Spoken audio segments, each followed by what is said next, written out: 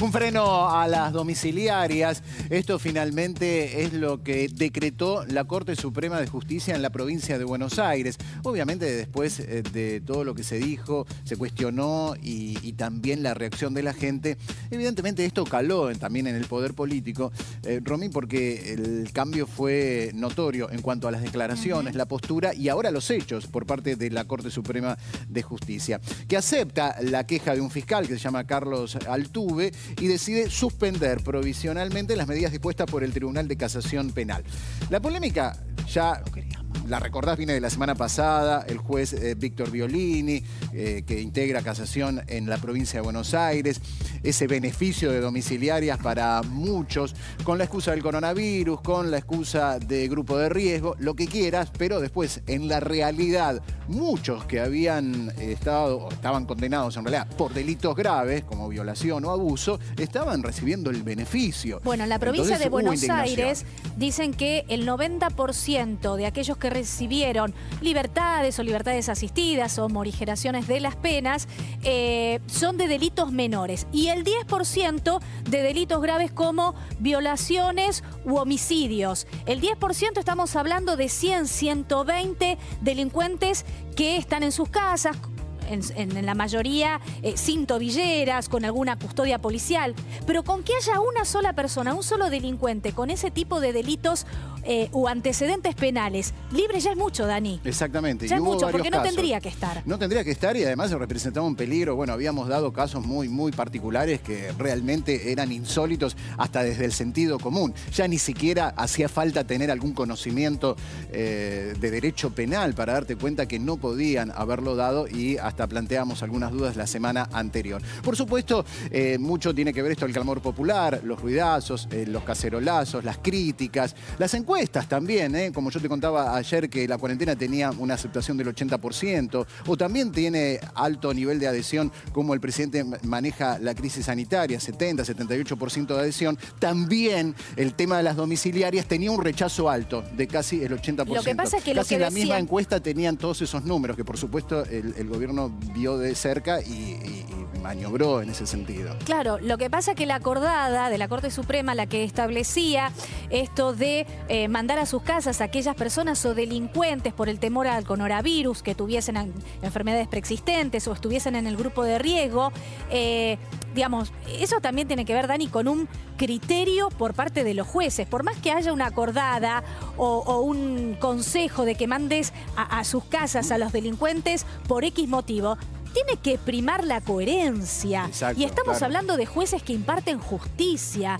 Entonces, más allá que te lo digan, que te lo aconsejen, parte del mismo juez de establecer cuál es la prioridad y cuál no. Lo que pasa es que desde el principio, cuando más alejado del sentido común, ese de que habla Dani, más cerca de la sospecha. Claro. Cuanto más alejado del sentido común, quedás más cerca de la suspicacia de decir, ¿por qué lo liberó? ¿Por qué motivo?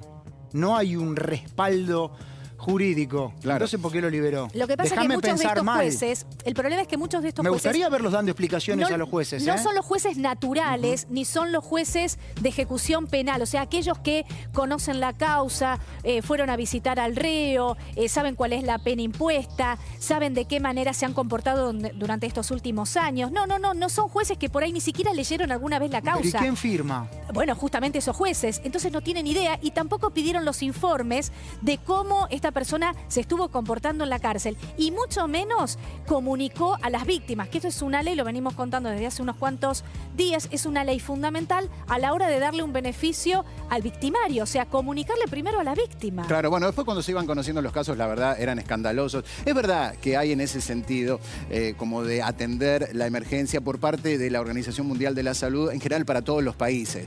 Y es cierto que en algunos casos se puede contemplar. Pero tampoco te dice la Organización Mundial de la Salud que liberes a un condenado por abuso y que lo mandes a su casa que está a 500 metros de la nena abusada, como pasó acá. Y en otro caso que mandes a alguien que está condenado por violencia doméstica a su casa con el resto de la familia, como pasó. Entonces, eso está fuera de toda lógica. No se puede agarrar de ninguna recomendación. Aparte tampoco te dice que le des ese beneficio. Te dice que atiendas la situación, que puede ser otra solución. Claro. Por ejemplo, habilitar lugares especiales para la la atención de reclusos que estén contagiados, que se dispongan, por ejemplo, instalaciones militares para que pueda llevar provisoriamente a gente si hay algún lugar que tenga algún hacinamiento. Es decir, que veas la situación, que contemples los casos, pero no que hagas una liberación masiva con temas puntuales que realmente no resisten ninguna lógica. Bueno, por supuesto el poder político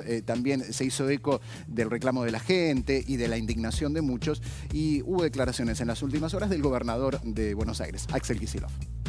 Para aclarar, ante tanta campaña mediática de redes, lo voy a aclarar porque me parece que, aunque es obvio, vale la pena hacerlo. ¿Quién va a la cárcel? ¿Quién sale de la cárcel? ¿Quién tiene prisión domiciliaria o no la tiene? Es una decisión del Poder Judicial, no del Poder Ejecutivo.